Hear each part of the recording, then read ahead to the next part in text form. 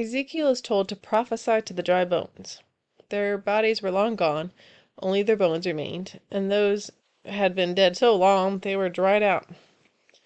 God tells Ezekiel that these bones represent Israel, and that includes Judah, all of them. God is going to give them life. The bones earned death. They didn't earn life. They aren't doing anything to get God to do this for them. God is choosing to breathe life into them. He uses Ezekiel to participate in bringing them to life. He gives Ezekiel repeated commands to prophesy. Ezekiel just says what God is going to do. He doesn't command the life.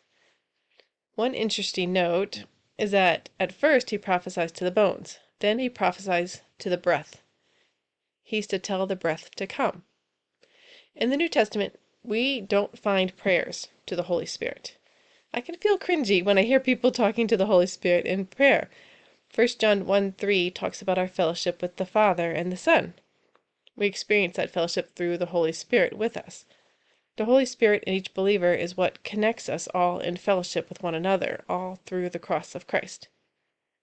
I heard a David Wilkerson sermon where he talked about this verse, where he said, where Ezekiel is told to prophesy to the breath. And David Wilkerson calls it the Holy Spirit. And I'm perfectly fine with calling it the Holy Spirit. It comes and breathes on the bodies and gives them life. Only God gives life.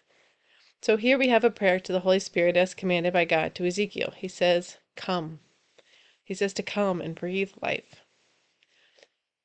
The Holy Spirit does, and it forms an army. God also promises to bring his people back to their land and unite all his people as one. He promises they won't sin anymore. He will cleanse them. He will make an everlasting covenant of peace with them and dwell with them. He will be their God, and they will be his people.